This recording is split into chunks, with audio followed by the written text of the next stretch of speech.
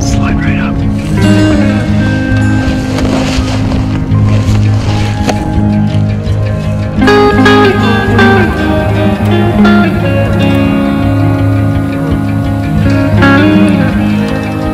That's not the one we called up, is it?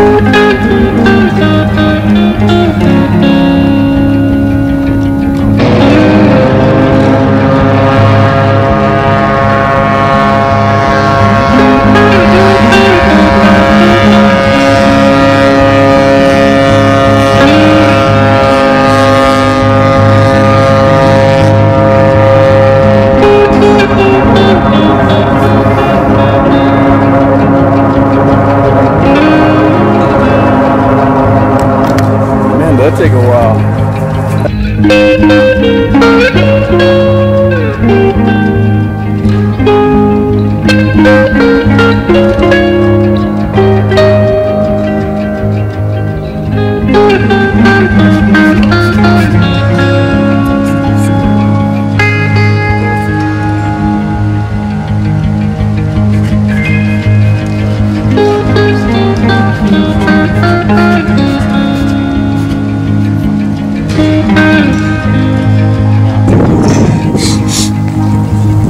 This is how you come down.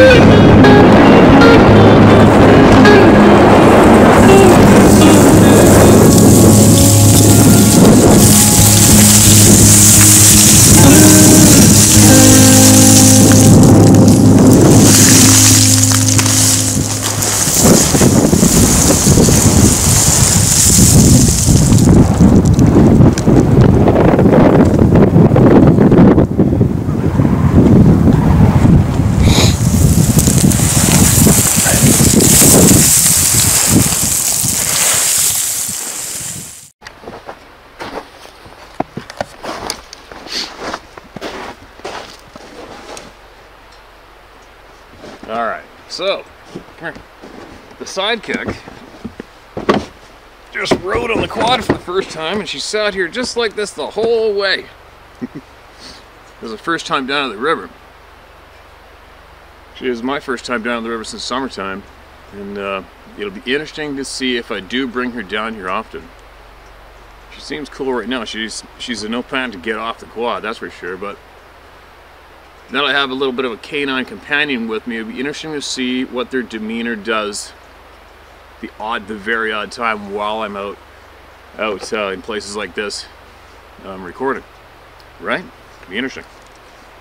She's getting a little brave. I bought a little bit of a run here to put her on so she doesn't take off. Another thing too, a lot of people that don't live rural or may not live where there is an abundance of big cats, one fact is that all single by themselves dogs, especially the smaller the better, are a prime target for large cats. Any canine is the #1 enemy of any wolf. I don't think there's no wolves around here yet, I know of, but there's definitely a lot of big cats. And one time in south end of Vancouver Island, a handful of years ago, there was a documented case in a park near a place called Saanich where a cougar actually came up and ripped the dog and its leash out of the owner's hand and took off with it. So, she's a little bit young yet, and I won't be letting her run amok. You shouldn't let your dogs run around uncontrolled out around here anyway. You just shouldn't. It's too much shit for them to get into and other people to intimidate when they get bigger, and game to chase. So, I brought her a little run. I'm going to put her on the cord. She can sniff her on the quad while I get some very important voices heard. Okay, you ready? There's an abundance of dead salmon in the bottom of the river, so I'm guessing that was coho salmon, maybe some chum in there. But I haven't really looked yet. Oh yeah, there's big fresh bear tracks right there. I was just gonna say I don't see any bear tracks, and there's a brand new big one going right along here. So that's another reason to keep this little mini black bear cub on her run. Alright. Here's the tracks.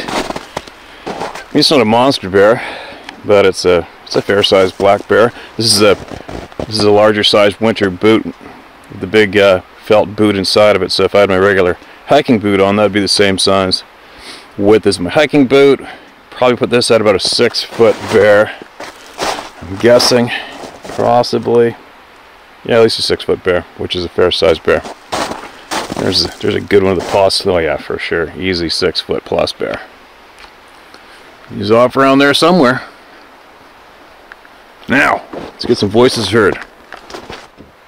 Alright, here we go. So I guess what's handy, finally have my little canine sidekick here, is I don't have to ask anybody if there's a bear coming up behind me anymore. She's going to let me know without a doubt. But she is still at that age where she is going to, she hears a scary noise still and she just bolts looking for cover. That's how she was originally, that's what she originally learned at birth onward. But anyways, enough of that. Let's get some voices heard while I'm here. Bite my lip on any ranting. I did enough ranting on social media about our current criminal who's in a position which is supposed to be for a leader. And currently, Canada does not have a leader. We do not have a leader currently. Now, where am I going to go? There's so many emails, you guys. So many. Oh, okay. Let's try to get back down the list. What's this one? Okay, all I got in this one is 3 photos with the title, "I wear a size width 12 boot." Oh, sorry. I wear a size wide 12 boot. Size wide or size length. And here is some photos of someone who found a print. I don't know who the original emailer is, but I'll share those. And actually, maybe I'll try to share them right here. Let's see. Because, well, I'll tell you what, me trying to find photos and put them on the video later on is such a royal pain in the ass. So let's see if that's going to work. Is that working? Seems dark. I can't tell. Yeah, screw that. I guess I'll have to edit it in. Oh well. I tried, and that's the entire email. So whoever sent that in, if you have a story to go with that, there's more that I missed, or maybe you missed, I don't know, get it to me and we'll get it shared, alright?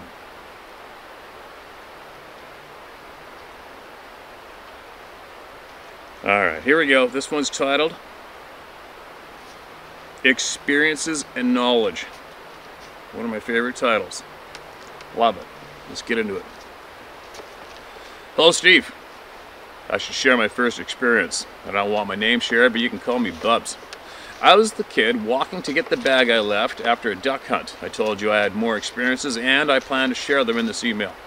The most recent experience I had was with my brother and nephew. At the time of the weird things we encountered, he was in the back seat of the car sleeping. It was late at night, and it was the opener of the Missouri frog season. No shit, I did not have a clue there's even seasons on frogs myself. We bagged a couple of frog, but nothing we had years prior. This night was full of all sorts of weirdness. It was after dark when we arrived to the first spot, which in years prior, we've slayed frogs out there. This year, almost nothing. Some eaters, but not the big frogs we're used to. The first weird encounter, I've seen plenty of shooting stars, comets, and other things shooting across the night sky. And when I say weird, I don't mean out of the ordinary. I just mean something new to me. This was a huge, lit up. This was huge. It lit up the night sky and had to have fallen no more than 1.5 miles from us. And other things shooting across the night sky. Okay, the first weird encounter, I've seen plenty of shooting stars, comets, and other things shooting across the night sky. When I say weird, I don't mean out of the ordinary. I just mean something new to me. This was huge. It lit up the night sky and had to have fallen no more than 1.5 miles from us. It was a sight to see. The next thing that happened was while we were wading out into the water, a water snake started circling us. I've never encountered this, neither had my brother. This snake circled us and kept getting closer and closer. My nephew, of course, was not a fan of this snake. My brother, trying to calm him down and tell him it was just a little water snake.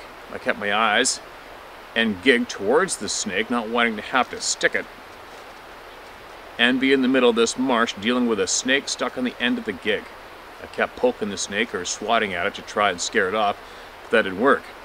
This snake was a consistent little bastard and was pissing me off, confusing the hell out of me. Every other snake encounter I've had, they just try to stay away from people. So that lasted about a minute, and my nephew was ready to leave. So we compromised in going to look for a better spot, LOL. Yeah, man, the power of people being terrified of snakes is huge, overwhelming. I've seen it firsthand. The last spot we checked is a place I've duck hunted a lot and fished a ton. There's a river that the road goes over, and from that bridge I've fished a ton. And the road runs north and south, and the river runs west to east. The marshes that are fed by the river are just south of the river bank and the bridge. It floods a lot there. On this night, we drove slow, going over the bridge, looking at the water for frogs down there. Didn't see anything. I mean, nothing. So, pulled down to the boat launch for those marshes I was talking about, and absolutely no water. I mean, bone dry. So we turned around, headed back over the bridge. I went slow again. So we look again, and this time we spotted a red glowing orb on the North River bank. I stopped, rolled down the window, and my brother got out and walked to the west side of the bridge trying to examine the ember-looking thing. First we thought someone's boat with reflective red tape, but it still glowed with no lights pointed at it. Still confused, I started to notice an awful smell. It smelled like something I would use for catfish bait. So my brother started to holler at the ember because we thought maybe some folks are down there and had a fire going, and now we can just see the red ember glow but no response. It kind of would dimmer and then brighten back up, but was also behind a willow tree and couldn't get any light in there to see what exactly it was. It felt like this was going on for half an hour or more and was probably only 2 or 3 minutes. I was on edge, and my brother, well, he was curious. He kept swaying left and right, trying to get a glimpse. Then he says, "Oh shit, there's like 3 more behind that one in the timber." Then there were 6 more, and 8. I can't remember exactly how many he said he saw because he thought they were coming up through the timber, moving towards the road in front of us. That was all I needed. That was all I needed, exclaimed, and said, "Get the F in, we're out of here." I stayed in the car the whole time and kept it running. I was not about to be stranded out there. As we drove off, we both knew what it was and what it wasn't. I like to think I'm logical, not looking for the unexplained shit, and instead looking for a more logical reason. But with those orbs, I couldn't think of one, and it leaves me puzzled. Both my brother and I have watched your channel for a while, and I can't express how much you have changed my thinking and how we, the people, need to wake the hell up. Amen. There is evil in this world hiding behind its mask and tricking all of us into being those very good little slaves. And what makes slaves even easier to control, split them right down the line.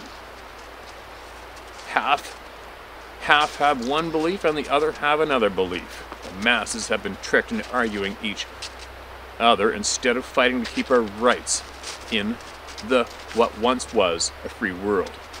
Anyways, I'm going to skim these next encounters. Summer 2020, night fishing with 4 buddies. One of them I bow hunt with regularly, and he just happened to hear a scream/roar that night that none of us heard. I asked him what it sounded like. His description was high pitch and low all in one, and it made the hairs on his neck stand up.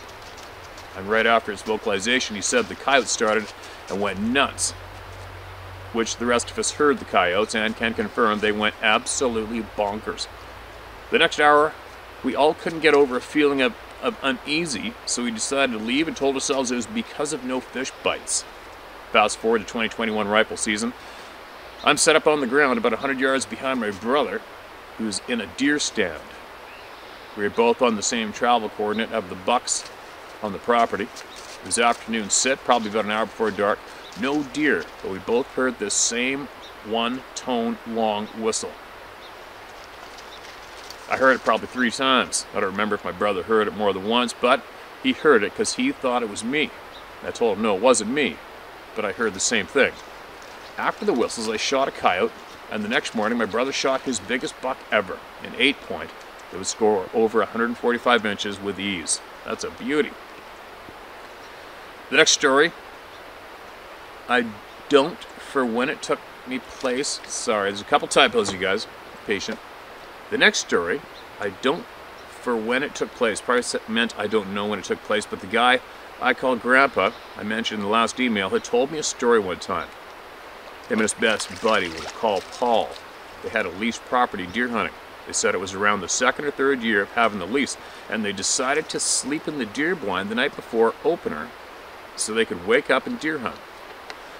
So that night, right after they had finished dinner, they noticed pebbles or acorns were being thrown at the side of the deer blind. Grandpa said they didn't really put too much worry into what was happening until the slaps on the side of the deer blind and the running up and down the ramp to the door of the blind. They said it would run up and back down the ramp. At one point it was standing right out the door, scratching the door. I've seen the blind and the way it sat on the side of a ridge top. So on the ramp and door, the bottom of the blind was about 3 feet off the ground. At the opposite end of the blind, the bottom was about 6 feet off the ground. He said slaps were on the opposite end of the thing, running up and down the ramp. The slaps, he said, were hitting above the shooting window, so probably 10 feet off the ground. The one running would shake the entire blind violently. They didn't leave, he said. All that happened in probably about They didn't leave, he said. All that happened in probably about 2 to 3 minutes, and it stopped, and they didn't sleep a wink that night. No doubt. No doubt. He said they had the wood slides over the shooting windows so they didn't see it, but he mentioned the horrible expired meat smell. I don't take him to be one to lie, and he seemed pretty serious about this story. I personally believe Sabe are a result of angels breeding with humans all those years ago. This is some belief that the ETs are actually demonic angels and the devil's demons. That would explain the anti-human beliefs our government has been pushing on us. The devil has our leaders on a leash. ETs may not be from another world, but another dimension. This would explain why Sabe would be able to just disappear and appear out of thin air. This would mean there are 3 dimensions. One above this world we are in, and one below. This world being the launch pad into another. Our souls are energy, and if we could harness all our energy, we too could jump from dimension to dimension. Anyway, that's all for today, Steve. Stay safe and don't get eaten. Okay, man, I'll do my best. Appreciate your time, man. Appreciate your time, and I appreciate you saying that in. And whatever you got in the future, send it, all right? I don't give a shit what the topic is. If it's something that easily points out any kind of what I'm calling a war on humanity, I want to hear about it. You got some important knowledge for the people, I want to hear about it. You got something that's going to help the people, I want to hear about it. All right? Shit's getting serious all over the planet, and it's time we all looked at it all very, very seriously, no matter how uncomfortable it is or how much of a pain in the ass it is. Hold on, this tripod's about to get rocked. Anyway, sorry I had to adjust the dog. But currently, especially in my country, we do not have anyone, there's no one in a position of being a leader right now currently here in Canada. I'm pretty sure it's the same story in the US and a few other, what could be called the West, when it comes to countries in a whole. The current criminal who's in the position of being leader in Canada is non-stop suppressing the people. It's blatant, it's in our face, non-stop. Crimes are being committed, non-stop. He doesn't have to answer and does not answer any questions, doesn't answer anyone. And I'm not trying to go on a bit of a rant, I'm just saying it's almost time to throw out an SOS somewhere, or, and what do? We either throw out an SOS or we get tough as F and we fight back, and it's getting to that point. That's just all there is to it.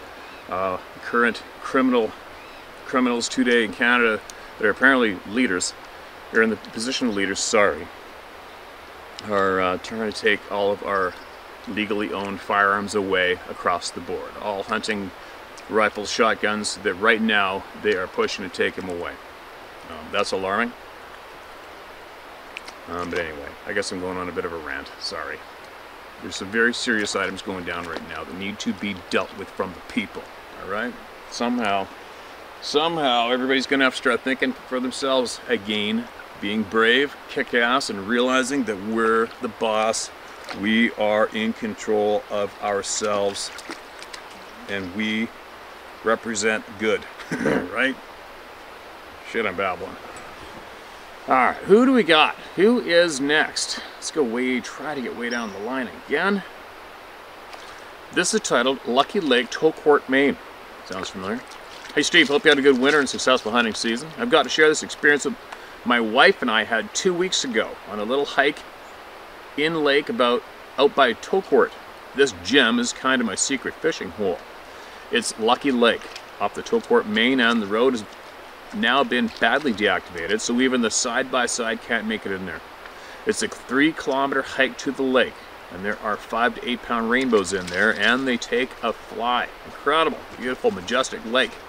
Anyways, man, I took my wife in there for the first time, and as we were walking the trail down to the lake from the old road, we heard a terribly loud banging noise.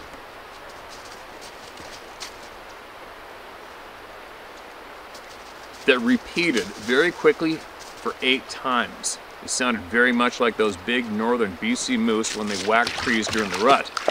You know what that sound as well. You know that sound as well as I do.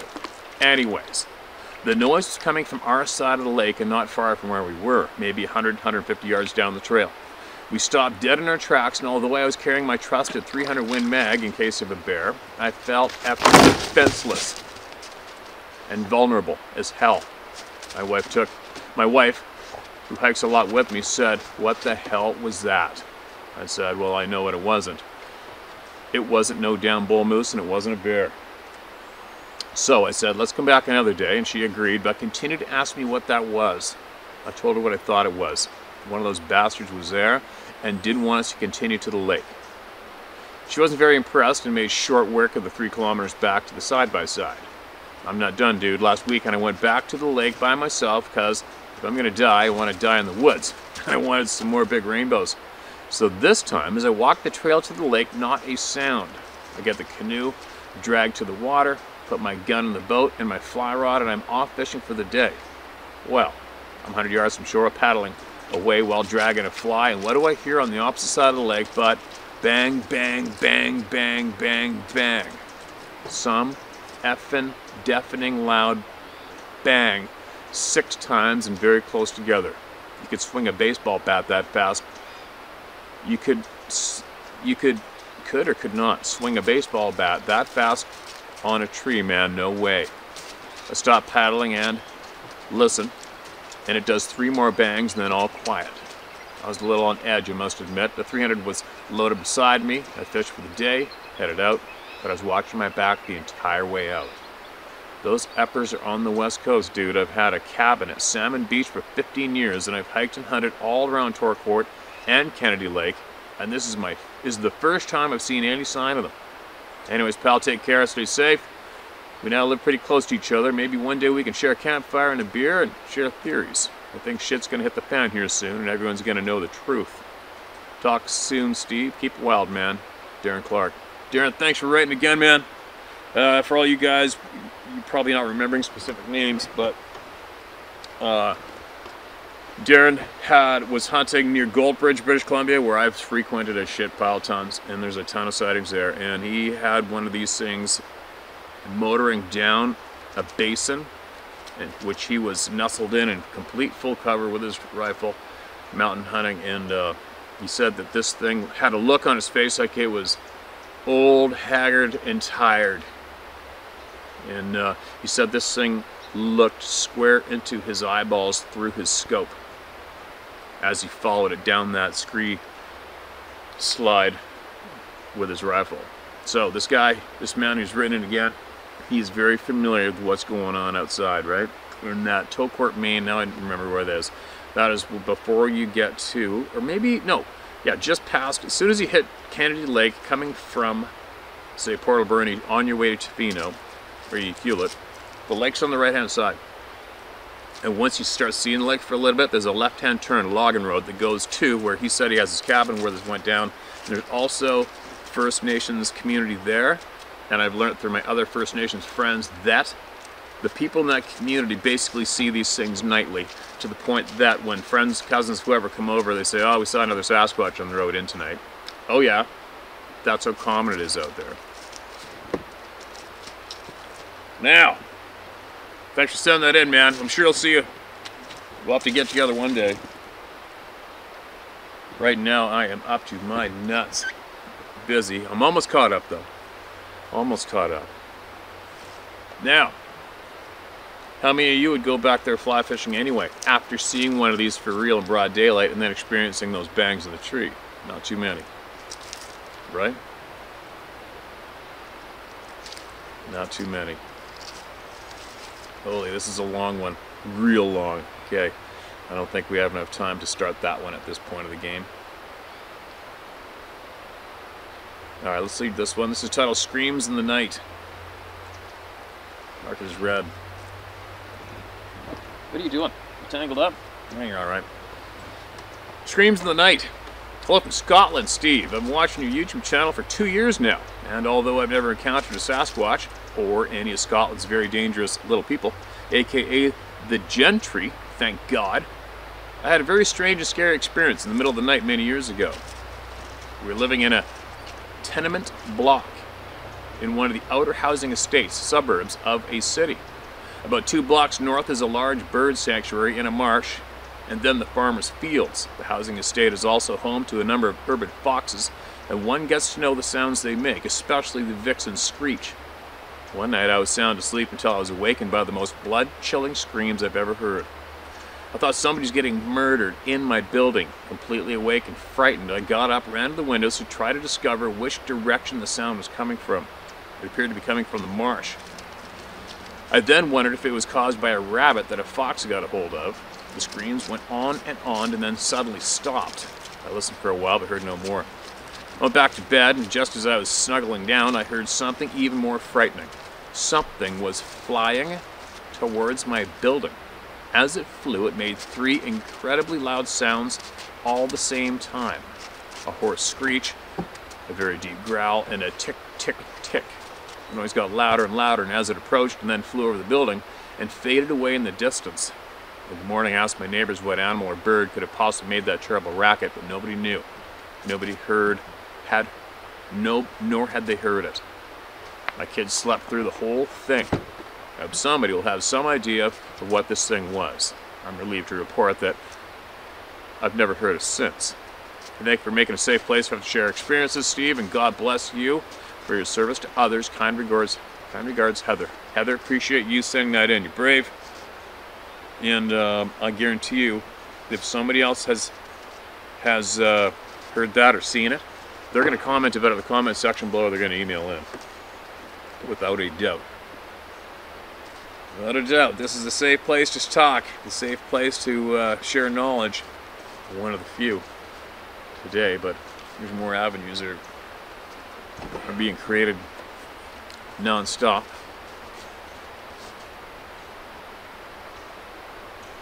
Alright, here we go again. What's this one? Title, this is Red. Hi Steve, I'm resending this. I hope it gets to you and all is well. Take care. Made it.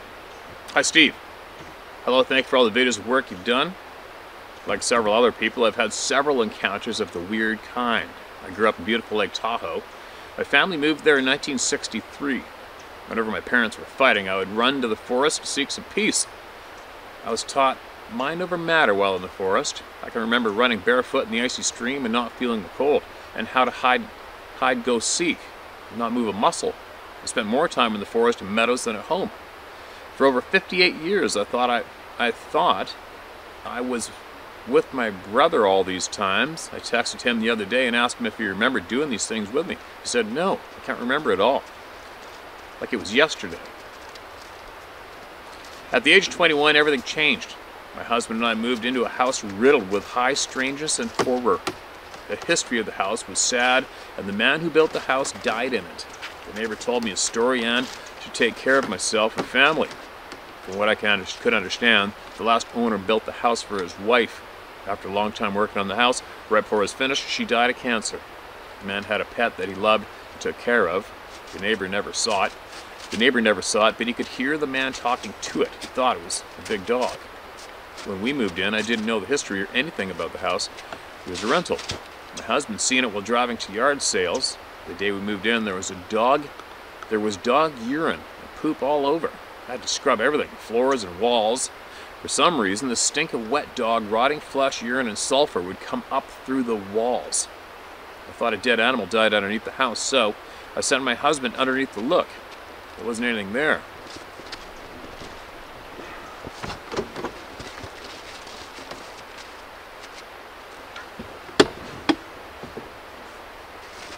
Not long after living there, late at night when my family was asleep, the wall would move and moan. It moved so much I thought it was an earthquake.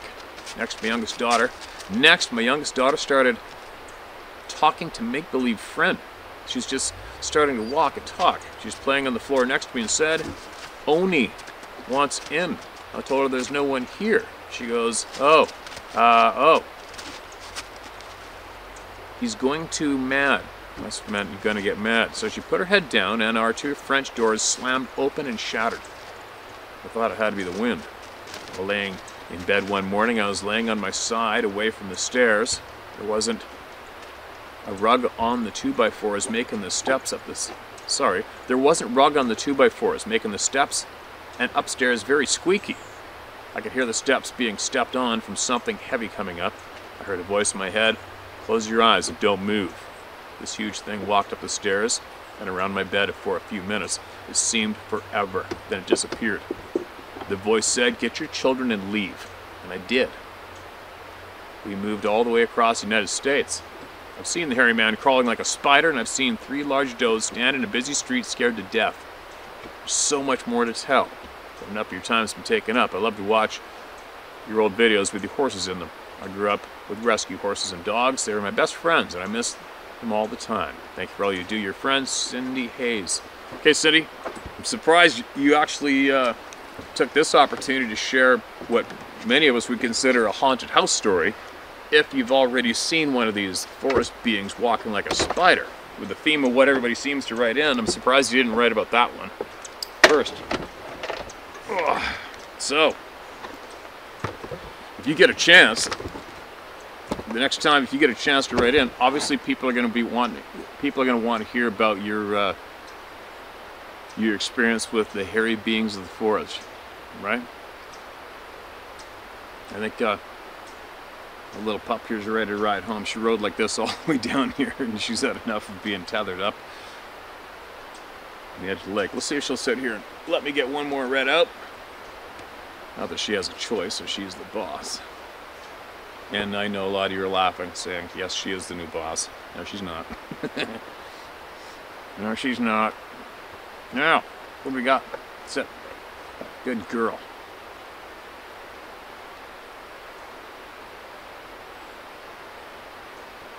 Alright, what do we got here? There's no title on this one. Marked as red. Hi, Steve. I believe that I forgot to tell you. Please feel free to use my story and name at will in my previous 2 emails. I want to thank you and everyone else for having a safe place to get this out of my mind. I was starting to believe that I was going crazy, lol. The shared stories on your platform have caused me to really think about all the years I've been going to deer camp and question every experience I've had. One that sticks out above the rest is the wolf howl that me and my wife experienced while camping in May of 2017. We were tenting it. It was my wife, dog, Jake, and myself, 6 miles from the nearest road in Oscoda County, Michigan. Oscoda? We're using a queen-size inflatable mattress that my dog had punctured on the first night. That sucks. Needless to say, sleeping through the night was not going to happen.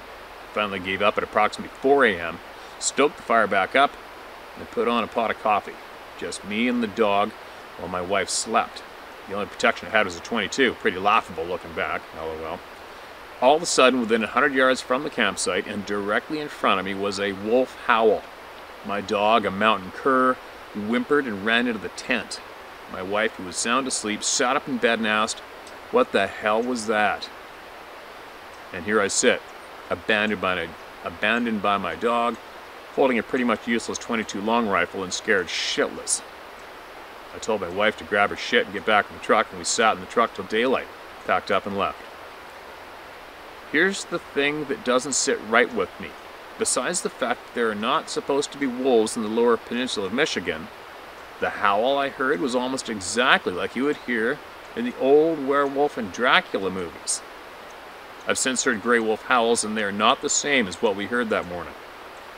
Couple that with what my buddy Keith saw on the island in the swamp, what he described as a skewed wolf-like creature that was bigger than any animal he'd ever seen. And I think there are only 2 different creatures in the woods and swamp I've been hunting my entire life. Again, I thank you for giving us a platform, Steve. It's much appreciated and needed. N-O-E mail. Okay, man, Ed, I'm going to have to do some digging. I hope I remember to find your previous 2 emails. Shit, if you get a chance when you guys do that and write me in again, you should possibly just be forwarding that previous email with the note on top of it, because you would have had them read right now.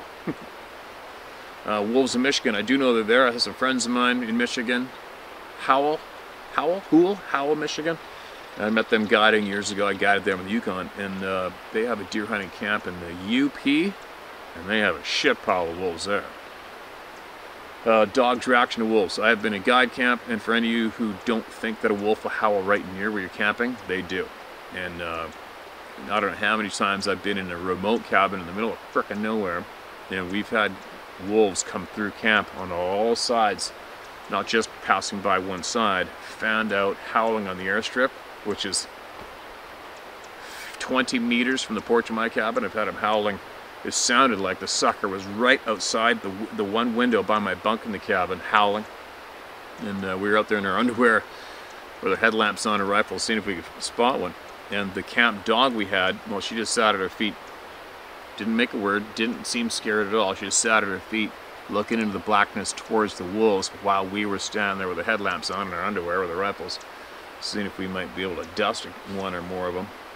But the times that I've had packs of wolves howling or near me, and I have had dogs with us, the dogs never acted scared, ever. They just sit there with you like, oh, what's up, right? And when they smell the track or even wolf kills, they don't put their tails between their legs and act like they're shooting themselves from wolves. Not that I've noticed yet anyway myself. So whatever that was, I have a funny feeling your dog knows what it was and didn't like it. But anyway, I should probably get this little thing home. She's trying to pass out. I guess she's still a bit of an infant, right? She's starting to fall asleep on the top of the quad. Anyway, I'll be back again, sharing more. I want to get out in the woods more. I've been at home, busier and shit indoors for a week. I can't take it. And we're getting close to possibly being able to catch a steelhead too, so can't wait to start doing that. I'm trying to get my best underwater video I can ever get again. And it looks like I'm going to have a sidekick with me for steelhead fishing this winter. She is done like dinner, aren't you? Okay, time to go home. Share my story at howtohunt.com. That's where you send them in. We'll be back again. There you go. Just sit there, hang out for a second. All right. Hold on a minute.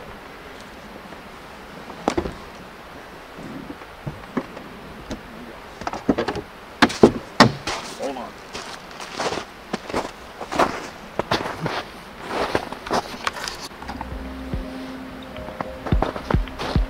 You have fun?